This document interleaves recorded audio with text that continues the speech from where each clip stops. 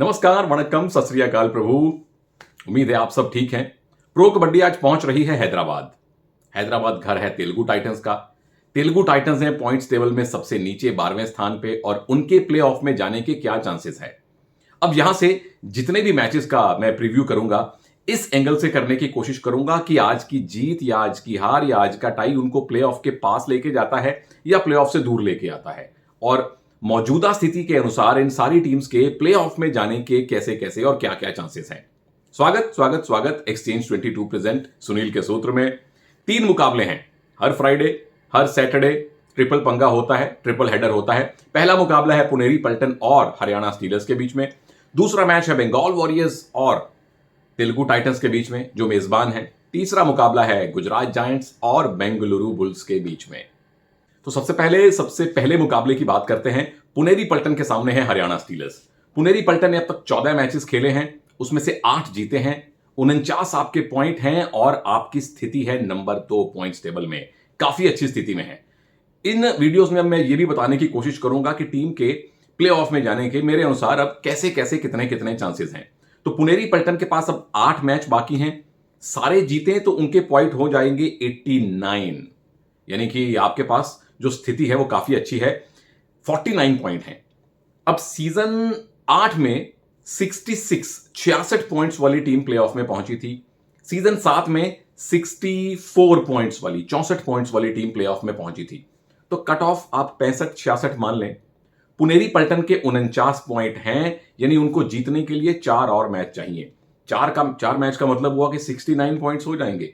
3 match भी जीते, एक टाई भी करवा लें तो भी आप 66-67 तक आराम से पहुंच जाएंगे, जो पिछले साल की कट ऑफ थी। अब इस साल कट ऑफ ऊपर जाती है नीचे जाती है, वो मैं अगले वीडियोस में आपको थोड़ा विस्तार से बताऊंगा, क्योंकि यहां पे 3 मैच हैं। तो 8 मैचेस में से आप अगर 4 जीत जाएं तो यकीनी तौर पे 69 पॉइंट्स के साथ कोई आपको रोक नहीं पाएगा प्लेऑफ में जाने से। पर जब इतने मैच आपके हाथ में हैं तो कोशिश करिए कि मैक्सिमम जीतें, टॉप 2 में फिनिश हो, नंबर 1 और नंबर 2, क्योंकि जो टीम्स टॉप 2 में रहेंगी उन्हें 2 मौके मिलेंगे फाइनल में जाने के। अब बात करते हैं पुनेरी पल्टन के पिछले मैच की। पुनेरी पल्टन ने अपने पिछले मैच में बंगाल वॉरियर्स को एक तरफा हराया था, 47-23 से हराया था। अच्छा ये हुआ कि तीनों रेडर चले और फाइनली आकाश शिंदे को फर्स्ट 7 में खेलने का मौका मिला और उन्होंने हाईएस्ट रेड पॉइंट लिए। 9 पॉइंट उन्होंने लिए, 8 पॉइंट मोहित ने लिए, 7 पॉइंट असलम ने लिए और कुल मिलाकर डिफेंस बेहतर खेली। 12 टैकल पॉइंट टीम की डिफेंस ने लिए। खराब बात सिर्फ एक रही कि आपके कवर्स में स्पेशली जो आपके लेफ्ट कवर है संकेत सावंत, वो खाता नहीं खोल पाए और सामने 2 लेफ्ट रेडर थे, दीपक हुड्डा और श्रीकांत यादव। चलिए कोई बात नहीं, संकेत सावंत ओवरऑल संतोषजनक काम कर रहे हैं। अब चूंकि आपका मैच है हरियाणा स्टीलर्स के विरुद्ध, जीत के क्या सूत्र होने वाले हैं? 3 सूत्र हैं पुनेरी पल्टन के इस मुकाबले में जीत के। पहला सूत्र है आपके लेफ्ट रेडर्स के हाथ में। आकाश शिंदे, असलम इनामदार 2 आपके लेफ्ट रेडर हैं और जाके हरियाणा के लेफ्ट डिफेंस को आप टारगेट कीजिए। Left cover Jaideep Dahiya, left corner Joginder Narwal, क्योंकि जब आप जोगिंदर के सामने जाएंगे तो वो आपको परेशान कर सकते हैं, डाइव कर सकते हैं। जब आप इधर से आएंगे, जब लेफ्ट रेडर्स राइट कॉर्नर के सामने से दौड़ते हुए आएंगे तो जोगिंदर को लेफ्ट हाथ से रनिंग हैंड टच करना थोड़ा ज्यादा आसान है। तो ये काम संभवतः आकाश शिंदे को मिलना चाहिए कि जोगिंदर को टारगेट करें। सूत्र नंबर 2 मोहित के हाथ में है और उन्होंने मोहित को टारगेट करना है। मोहित कोयत जाके हरियाणा के राइट कवर मोहित नांदल को टारगेट करें, यानी कि मोहित और जयदीप की जो चेन है उसे तोड़ने की ट्राई करें, क्योंकि कुल मिलाके जो हरियाणा के डिफेंस चल रही है वो इन्हीं दोनों खिलाड़ियों के इर्द गिर्द खेल रही है। सूत्र नंबर 3 ये है कि जब मंजीत और मीतू आए आप पे रेड करने के लिए आपके खिलाफ, उनको चेन टैकल कीजिए। मैं जानता हूं कि दोनों कवर कोई बहुत कमाल की फॉर्म में नहीं है, नरम गरम खेल रहे हैं। पिछले मैच में संकेत नहीं चले, उससे पहले अभिनेश नादराजन नहीं चल रहे थे, अभी अभिनेश थोड़ा बहुत बढ़िया खेले थे। और लेकिन जब आपके सामने 2 इन फॉर्म राइट रेडर होते हैं तो उनको आप चेन टैकल करके, स्पेशली क्लोज चेन, ज्यादा दोनों खिलाड़ियों के हाथों में फासला ना हो, क्लोज चेन लगाइए। और फजल तो पीछे से चीते की तरह दौड़ के आएंगे आपको सपोर्ट करने के लिए। इन दोनों रेडर्स को अगर आप किसी और तरह से टैकल करने की ट्राई करेंगे, एंकल होल्ड करने की ट्राई करेंगे मंजीत को, तो वो आपको भी साथ ले जाएंगे। मीतू चेन के ऊपर से या एक डिफेंडर के ऊपर से जंप बड़ा अच्छा लगाते हैं, तो चेन क्लोज हो और फजल का सपोर्ट आना बड़ा जरूरी है। एक्स फैक्टर मुझे लगता है इस मैच में रहने वाले हैं अभिनेश नादराजन। वो अविनेश नागराजन जिन्होंने इस सीजन में कुछ बहुत प्रभावित किया नहीं है, लेकिन वो अविनेश नागराजन जो आपके राइट कवर पे खेलते हैं, क्योंकि सामने से 2 इन फॉर्म राइट रेडर आएंगे और अगर उनको चेन टैकल करना है तो उसमें सीनियर पार्टनर जो कि राइट कवर उसमें अविनेश नागराजन है, उनका रोल बहुत ज्यादा अहम होने वाला है। पुनेरी पलटन के सामने है हरियाणा स्टीलर्स जो फिलहाल नंबर 9 पे चल रहे हैं। उन्होंने 14 मैचेस खेले हैं, 36 पॉइंट उनके नाम है और कुल मिला के 5 मैच आपने जीते हैं। 8 मैच आपके बाकी हैं, सारे जीते तो आप 76 तक पहुंच सकते हैं, यानी कि प्लेऑफ में इनका जाना मुश्किल है, टफ बट पॉसिबल। पिछला मैच आपने गुजरात से खेला था और बहुत कमाल का मैच रहा था, 1 पॉइंट से हरियाणा उसमें जीता था। अच्छी बात क्या रही, मंजीत फाइनली फॉर्म में वापस आए, उन्होंने बड़ा सुपर 10 लगाया, 14 रेड पॉइंट लिए।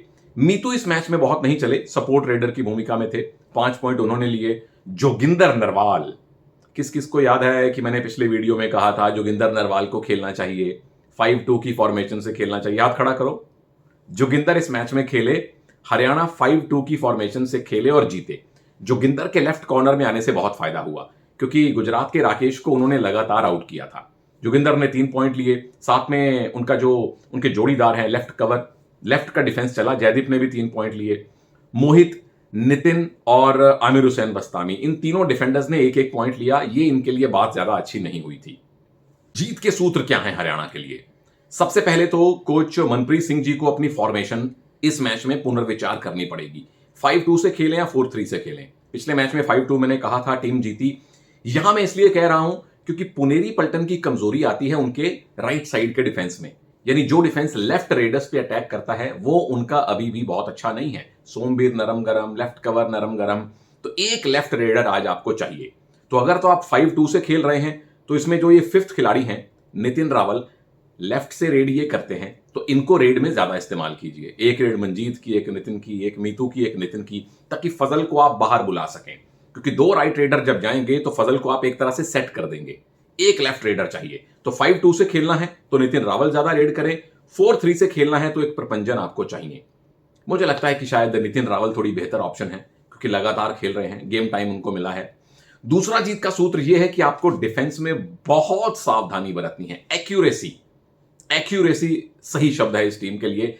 आपके टैकल सटीक हों, सही हों, क्योंकि सामने वाले जो 3 रेडर हैं, असलम, मोहित, आकाश, एक ही कपड़े से कटे हुए हैं। ये वो थान होता है ना जो छोटे शहरों में कपड़ा काट के देते हैं जो व्यापारी, एक ही थान से कटे हुए 3 खिलाड़ी हैं।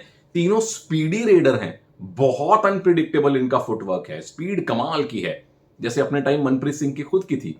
तो इस स्पीडी रेडर्स की तिकड़ी के सामने आपका डिफेंस अगर गलती करते पकड़ा गया तो मुसीबत हो जाएगी, क्योंकि हरियाणा की दिक्कत सिर्फ और सिर्फ डिफेंस में आती है। एक्स फैक्टर मुझे लगता है कि इस टीम में रहेंगे उनके सबसे अनुभवी लेफ्ट कॉर्नर जोगिंदर नरवाल। पिछले मैच में उनके आने से टीम को बल मिला है। आप लोगों को बल कैसे मिलेगा प्रभु? एक्सचेंज 22 की ऐप डाउनलोड कीजिए, अगर नहीं की तो क्यों नहीं की, तो वहां जाइए, कबड्डी पे क्लिक कीजिए, सारे मैचेस आपके सामने खुलेंगे जो आज हो रहे हैं। उन मैचेस के खिलाड़ी आपके सामने होंगे, उनका एक बाय प्राइस होगा, एक सेल प्राइस होगा। अगर आपको लगता है कि वो खिलाड़ी आपको आज बाय प्राइस से ज्यादा पॉइंट कमा के देगा, उसे खरीदिए, जितनी बार चाहे खरीदिए। अगर आपको लगता है कि खिलाड़ी अपने सेल प्राइस से कम पॉइंट कमा के देगा तो उसको बेच दीजिए। जैसे हम शेयर मार्केट में शेयर खरीदते हैं, यहां आप खिलाड़ियों के शेयर खरीद सकते हैं। अब बात करते हैं दूसरे मुकाबले की। बंगाल वॉरियर्स के सामने है मेजबान तेलुगु टाइटंस। सबसे पहले बात बंगाल वॉरियर्स की, 13 मैच आपने खेले हैं, 6 उसमें से आपने जीते हैं। कट ऑफ 65-66 की अगर माने तो आपको जीतने हैं 6 मैचेस। प्रेशर कहां से आता है? प्रेशर पिछले मैच से आता है। आप खेले थे पुनेरी पलटन से और उन्होंने धो दिया था बंगाल वॉरियर्स को, 47-23 से टीम हारी थी। अच्छी सिर्फ एक बात रही कि मनिंदर पाजी सुपरस्टार की तरह फिर खेले, 8वां उन्होंने सुपर 10 लगाया, 14 रेड पॉइंट लिए। पर बुरा क्या हुआ, मनिंदर को छोड़ के जितने भी रेडर आए सबने मिलकर सिर्फ 5 पॉइंट लिए। ये अच्छी बात नहीं है। डिफेंस, पूरी डिफेंस ने मिलकर 6 पॉइंट लिए। होबे ना भाई, चौलबे ना, 6 पॉइंट लेंगे तो कैसे मैच जीतेंगे? और साथ में 22 फेल टैकल किए इस टीम ने, यानी पुनेरी पलटन के रेडर्स को आपने बाल्टियां भर भर के मिष्टी दोई खिलाई है। और तीसरी खराब बात यह हुई कि गिरीश शर्मा के इस मैच में जो स्टार्ट किया था फिनिश नहीं कर पाए। एक मैच पहले भी गिरीश नहीं खेले थे, तो क्या वो अनफिट हैं? तो क्या वो अधूरी फिटनेस के साथ ये मैच खेलने आए थे? क्योंकि अगर गिरीश अनफिट हैं तो उन्हें प्लीज आराम करवाइए। सुरेंद्र नाड़ा उनकी जगह आए, एक मैच पहले बहुत अच्छा खेल के गए थे। अनफिट खिलाड़ी टीम के संतुलन को भी खराब करता है और उसकी अपनी सेहत के लिए भी ये बात अच्छी नहीं है। जीत के सूत्र क्या है बंगाल वॉरियर्स के लिए? 3 सूत्र हैं, 3-3 रसगुल्ले दे रहा हूं। पहला रसगुल्ला यह है कि अपनी फिटेस्ट टीम खिलाइए। अगर गिरीश पूरी तरह फिट नहीं है, अगर शुभम शिंदे पूरी तरह फिट नहीं है, तो उनका टीम में खेलना संतुलन को बिगाड़ता है, उनका अपना कॉन्फिडेंस भी डाउन होगा। तो गिरीश अगर नहीं है और आपके पास तो 4-4 कॉर्नर हैं, मुझे याद है मैंने अपने स्वॉस एनालिसिस में बताया था कि आपके पास प्रॉब्लम ऑफ प्लेंटी है। गिरीश अर्नैक, अमित शोरान, बेंगलुरु बुल्स वाले, सुरेंद्र नाड़ा और साथ में प्रवीण सतपाल। और सुरेंद्र अनुभवी हैं, उनको अपनी टीम की कमान दीजिए, कम से कम डिफेंस संभालने दीजिए। दूसरा सूत्र आता है इनकी डिफेंस के पास में, क्योंकि बाहुबली मुझे लगता है लेफ्ट साइड से ज्यादा रेड करने वाले हैं। उनकी लेफ्ट साइड, लेफ्ट हाथ थोड़ा ज्यादा चल रहा है। तो आपके लेफ्ट कवर बालाजी हो या सुलेमान पहलवानी हो कभी, तो या आपके लेफ्ट कॉर्नर, अब चाहे वहां गिरीश खेलें अगर फिट हो गए हैं, या सुरेंद्र नाड़ा खेलें अगर वो गिरीश की जगह लेने वाले हैं, और साथ में आपके राइट कॉर्नर, चाहे वो शक्तिवेल हो चाहे वो शुभम शिंदे हो, सबको मिलके अटैक करना पड़ेगा। और सुरेंद्र नाड़ा के सामने अगर बाहुबली जाते हैं, सुरेंद्र नाड़ा का एंकल होल्ड बड़ा मजबूत होता है। सीजन 1, 2, 3 में कमाल कर दिया था उन्होंने। तो बाहुबली को एंकल होल्ड करें। अगर वो शक्तिवेल के सामने आते हैं तो सही टाइमिंग के साथ थाइस पकड़ लें बाहुबली की। लंबे रेडर को फांसने का यही उपाय है। और साथ में कॉम्बिनेशन, सुरेंद्र टैकल करें तो राइट से सपोर्ट आए, शक्तिवेल डाइव लगाएं तो लेफ्ट कवर, लेफ्ट कॉर्नर का सपोर्ट आए, क्योंकि बाहुबली इकलौते रेडर हैं जो तेलुगु टाइटंस के लिए बहुत अच्छा खेल रहे हैं। तीसरा सूत्र आता है, मुझे लगता है कि रेड में श्रीकांत जाधव और दीपक हुड्डा को मनिंदर के बराबर या उनसे थोड़ी सी ज्यादा रेड मिलनी चाहिए। उसका बहुत बड़ा कारण यह है कि तेलुगु टाइटंस अभी तक उनका डिफेंस मारक नहीं खेला। सुपर टैकल में खेला है, पर 6 और 7 के डिफेंस में यह टीम पॉइंट लूज करती है। और दूसरा कारण यह है कि श्रीकांत और दीपक आपके बहुत ही बेहतरीन खिलाड़ी हैं, जिनको अब तक स्पेशली दीपक को बहुत ज्यादा पॉइंट्स मिले नहीं हैं। 2-3 मैच वो अच्छे खेले हैं। श्रीकांत शुरू में अच्छा खेल रहे थे, अभी उनका प्रदर्शन थोड़ा नीचे आया है। तो भास्करन साहब के लिए जरूरी है कि मनिंदर के साथ बाकी 2 स्टार रेडर भी फॉर्म में हों, क्योंकि धीरे धीरे अब आप प्ले ऑफ के पास जा रहे हैं और आपके पास बैकअप प्लान तैयार होना चाहिए। और तेलुगु टाइटंस की जो राइट साइड की डिफेंस है, वहां से दीपक हुड्डा भी अपनी पूर्व टीम के खिलाफ और श्रीकांत जाधव भी उनके उस डिफेंस में कुछ दरारें ढूंढ सकते हैं। एक्स फैक्टर मनिंदर सिंह रहने वाले हैं। कितने, 5 उनके बैक टू बैक या 4-5 हो गए, लगातार सुपर 10 हो गए हैं। मनिंदर कमाल की फॉर्म में है। और बंगाल वॉरियर्स की डिफेंस जब टूटती है तो बिखर जाती है। तो क्या मनिंदर ये काम उनके लिए कर पाएंगे? बंगाल वॉरियर्स के सामने हैं अब मेजबान तेलुगु टाइटंस। क्या अपने घर में अपने दर्शकों के सामने ये टीम उनको खुश कर पाएगी? क्योंकि इनका प्ले ऑफ जाना अब थोड़ा सा कठिन हो गया है प्रभु। 14 मैच आपने खेले हैं, 1 मैच जीता है और 9 पॉइंट्स आपके हैं। पिछले सीजन में मैंने एक वीडियो बनाया था, अगर आप नीचे जाएंगे प्लेलिस्ट में, वीडियोस में, तो उसमें एक वीडियो है कि टाइटंस इतनी बुरी टीम नहीं है। पिछले सीजन में भी सिर्फ 1 ही मैच जीता था इन्होंने, लेकिन जो मैच हारे थे वो बड़े छोटे छोटे मार्जिन से हारे थे, 1, 2, 3, 5 पॉइंट्स, कुछ एक मैच इनके टाई रहे थे। इस बार इनको ज्यादा हार मिली है बड़े बड़े मार्जिन से। तो आपने जो 14 में से 1 ही मैच जीता है और बाकी मैच आप नहीं जीत पाए, उनमें से भी 1-1 पॉइंट जो लेना होता है छोटे मार्जिन से हारने का, वो मैच भी बहुत कम रहे हैं।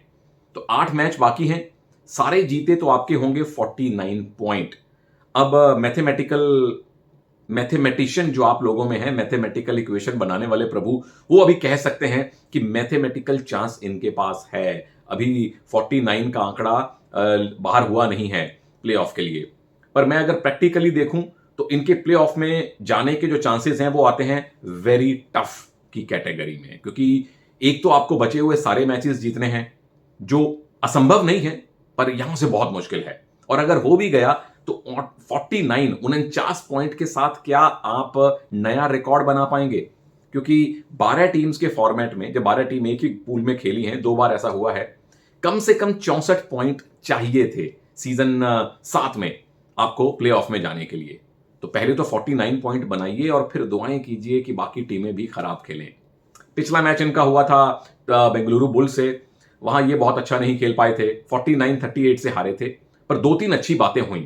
पहली अच्छी बात, सिद्धार्थ देसाई अब वाकई में बाहुबली की तरह खेले हैं। सामने उधर माइटी मनिंदर हैं, लेकिन यहां बाहुबली भी 5 लगातार सुपर 10 लगा चुके हैं, 18 रेड पॉइंट उन्होंने लिए। दूसरा काम इनकी डिफेंस ने लगातार जो अच्छा किया है, 2 और 3 के डिफेंस में कातिलाना बन जाते हैं तेलुगु टाइटंस। 3 सुपर टैकल आपने इस मैच में भी कर लिए। जो आपका राइट रेडर्स के लिए डिफेंस आता है, Vishal Bhardwaj left corner, Surjit Singh left cover, right cover, दोनों ने मिलकर 4-4 टैकल पॉइंट लिए।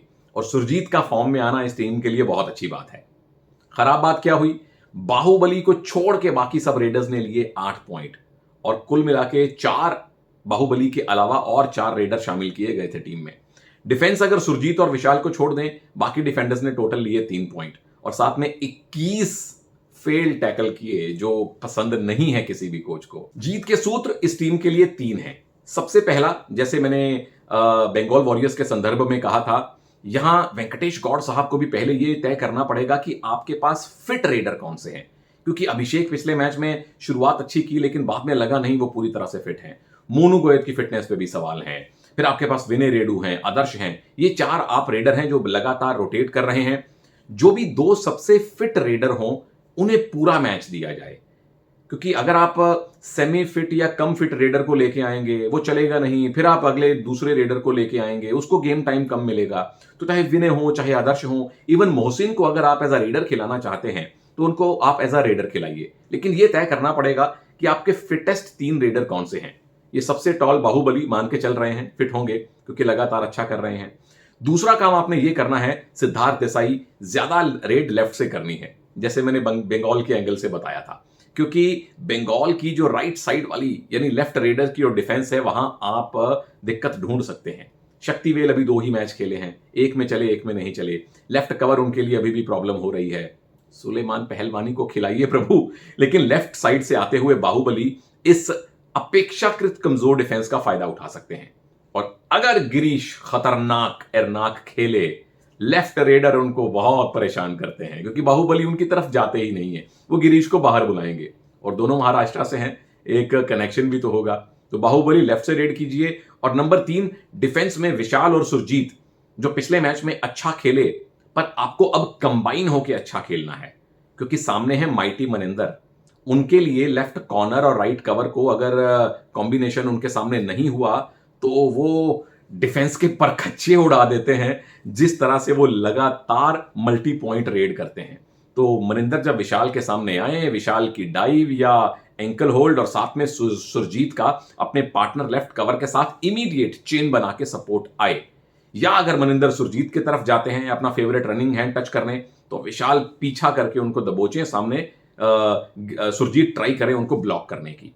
जैसे भी करें, इन दोनों खिलाड़ियों ने अगर कंबाइन कर लिया तो आप मनिंदर को रोक सकते हैं। अगर कंबाइन नहीं किया तो फिर मनिंदर को रोकना प्रभु बहुत मुश्किल हो जाएगा। एक्स फैक्टर विशाल भारद्वाज रहेंगे। विशाल भारद्वाज स्क्रिप्ट अच्छी लिखते हैं, डायरेक्ट भी अच्छा करते हैं, हाथ खड़ा करो किस किस को समझ आया। पर ये वाले जो विशाल भारद्वाज हैं, मनिंदर को रोकने का पहला सूत्र इनके ऊपर है, और बड़े अग्रेसिव डिफेंडर हैं। मेरे सबसे फेवरेट लेफ्ट कॉर्नर्स में से एक हैं। उनका एटीट्यूड मुझे बड़ा पसंद है। आज वो एटीट्यूड अगर सही दिशा में गया तो आप इस मैच को रोचक बना सकते हैं। बात कर लेते हैं सबसे आखिरी यानी तीसरे मुकाबले की। ये मैच है गुजरात जायंट्स और बेंगलुरु बुल्स के बीच में। अगेन 2 बहुत ही कमाल के कोचेस इन टीमों की कमान संभालते हैं। गुजरात जायंट्स अब तक 13 मैच खेले हैं, 5 जीते हैं, 32 पॉइंट आपके हैं, और पॉइंट्स टेबल में पोजीशन ज्यादा अच्छी नहीं है। लेकिन आपके पास 9 मैच बाकी हैं, 45 पॉइंट आप अभी भी ले सकते हैं, यानी कि 77 तक आप पहुंच सकते हैं। आपको चाहिए कितने? 67, एक सेफ जोन है। तो यानी कि 9 में से अगर आप 7 मैच जीत गए तो आप प्लेऑफ में अपनी जगह लगभग पक्की मान सकते हैं। 9 में से 7 जीत यानी कि मुश्किल है पर नामुमकिन नहीं है। टफ बट पॉसिबल, इस कैटेगरी में आएगी गुजरात की फिलहाल की प्लेऑफ की क्वालिफिकेशन। पिछला मैच बड़ा रोचक हुआ था इनका, हरियाणा स्टीलर्स से सिर्फ 1 पॉइंट से हारे थे। उसमें अच्छी बातें ये हुई कि CR60 टीम के नियमित कैप्टन चले, 8 रेड पॉइंट लिए। राकेश 4 रेड पॉइंट लिए, हालांकि ज्यादा रेड उनकी एम्प्टी थी क्योंकि टीम डू और डाई पे खेल रही थी। डिफेंस ने योगदान दिया, लेफ्ट कॉर्नर रिंकू चले, 4 पॉइंट लिए। Arkam Shaikh finally left cover 2 point ले गए। कपिल जो आपके राइट के डिफेंडर हैं वो 2 पॉइंट ले गए। पर खराब बात यह हुई कि ओवरऑल आपकी टीम ने 16 फेल टैकल किए, जो एक्सेप्टेबल की श्रेणी से थोड़ा सा नीचे आता है। और सबसे बड़ी इनफैक्ट मेरे लिए हैरानी की बात यह रही कि प्रतीक दहिया कहां है। पिछले 2 मैच वो खेले नहीं। एक बार हमें सुनने में मिला कि टीम ने स्ट्रेटेजिकली उनको बाहर रखा था बंगाल के खिलाफ। पिछला मैच हरियाणा के खिलाफ भी वो नहीं खेले। क्या वो फिट हैं? उम्मीद करता हूं फिट हों। यंग और बहुत ही कमाल के वो रेडर हैं, कमाल के ऑलराउंडर हैं, कमाल के ऑलराउंडर के भांजे भी हैं वो। तो अगर तो वो अनफिट हैं तो एक दरख्वास्त है गुजरात जायंट्स की मैनेजमेंट से कि कृपया फैंस को सूचित कर दें। जैसे असलम नहीं खेल पाए थे, गुमान सिंह नहीं खेल पाए थे, टीम्स ने कम से कम सोशल मीडिया पे बता दिया ताकि फैंस को पता चल जाए कि कौन सा खिलाड़ी इस समय अगर नहीं खेल रहा तो उसका कारण क्या है। और प्रतीक अब बड़े खिलाड़ी हैं इस टीम के। पिछले 2 मैच मिस करने से पहले वो लगातार 4-5 मैच में स्ट्राइक रेडर बने हुए थे। तो उनका ना खेलना और उनका 14 खिलाड़ियों की सूची में ना होना काफी हैरानी वाली बात थी। दूसरी बात मैंने बता दी जो अच्छी नहीं हुई, 16 फेल टैकल हुए। और अंत में तीसरी बात जो खराब हुई, हरियाणा के खिलाफ आखिरी 2-3 रेड्स में डिफेंस लैप्स हुए। मल्टी पॉइंट रेड आपने हरियाणा के रेडर को करने दी और जो मैच क्लोज था वो आप आखिरी 1-2 मिनट में हार गए। जीत के सूत्र क्या हैं इनके लिए बुल्स के खिलाफ? बुल्स बड़ी खतरनाक टीम बन चुकी है और 4 जीत के सूत्र मैं दे रहा हूं। सबसे पहले तो कोच साहब को चाहिए कि एक स्टेबल 7 वो डिसाइड करें। मैं समझ सकता हूं कि जब डिफेंडर नहीं चलते तो एक डिफेंडर 4-4, 5-5 बार अगर आउट हो रहा है तो कोई कोच उस डिफेंडर को मैट पे रखना पसंद नहीं करेगा कि भाई तुम तो बार बार टच खा रहे हो। लेकिन ये ऐसी एक चक्की है जो घूमती रहती है कि आप डिफेंडर को जितना चेंज करेंगे वो उतना ज्यादा और अनसेटल होगा। नया डिफेंडर जो आएगा वो ये सोचेगा कि यार अगर मैंने भी गलती की, मैं भी आउट हो गया तो मुझे भी डांट पड़ेगी, तो वो सेफ खेलना शुरू करेगा। फिर उसके नीचे से बोनस पे बोनस जाते रहेंगे या वो टैकल में भाग नहीं लेगा। तो एक ऐसा साइकिल है जिसका जवाब मिलना बड़ा मुश्किल है। तो जब मुश्किल हो जाती है तो वो काम करना चाहिए जो एकदम बुनियादी हो, बेसिक हो, यानी खिलाड़ियों को हौसला दीजिए। चाहे रिंकू शंकर गदई हो, चाहे रिंकू कपिल हो, या मनोज खेलें कवर, या कपिल और मनोज ये दोनों कवर कॉर्नर खेले हैं, या बलदेव खेलें, अरकम खेलें लेफ्ट कवर पे, या कोई और खिलाड़ी विजिन थंगादुराई आए। जो भी 4 डिफेंडर हो उन्हें कोच का पूरा कॉन्फिडेंस होना चाहिए कि तुम आज सारा मैच खेलोगे और तुमने मुझे मैच जितवाना है। राम मेहर सिंह कमाल के मोटिवेटर हैं। प्रदीप के साथ उन्होंने क्या क्या नहीं करके दिखा दिया पटना पायरेट्स में, हम सब जानते हैं। और यही काम मुझे आशा है आज वो गुजरात की डिफेंस के साथ भी करके दिखाएंगे। दूसरा सूत्र है फिर आपके डिफेंस में, क्या आज आप 5-2 से खेलना चाहेंगे? ये मेरा फेवरेट कॉम्बिनेशन है, फेवरेट ये रणनीति है कबड्डी में। 5 डिफेंडर 2 रेडर यू मुंबा ने अपनाई, उसके अलावा हरियाणा ने अपनाई, उसके अलावा 2-3 और टीमों ने अपनाई थी और वो कामयाब रही है। बंगाल ने भी इनफैक्ट अपनाई थी। 4-5 टीमें ये फॉर्मेशन अपना चुकी हैं। इसका फायदा ये होता है कि जब आपकी डिफेंस ना चल रही हो, गुजरात की डिफेंस बहुत अच्छा नहीं खेल रही, तो 5वां डिफेंडर आके टीम को एक एक्स्ट्रा स्टेबिलिटी देता है और सामने वाले रेडर पे प्रेशर होता है कि सामने 5 डिफेंडर हैं। तो क्या आप 5 डिफेंडर उतारना चाहते हैं? क्योंकि बुल्स के 3 मेन रेडर अच्छी फॉर्म में हैं। उनका बेंच रेडर सचिन नरवाल भी अंत में पॉइंट लाने की कुव्वत रखता है। तो अगर ये आप फॉर्मेशन पे जाएंगे तो फिर ये ध्यान देना पड़ेगा कि 2 रेडर ये लगातार अच्छा करें। राकेश या CR60 हो, प्रतीक या CR60 हो, या दोनों राइट के रेडर हों।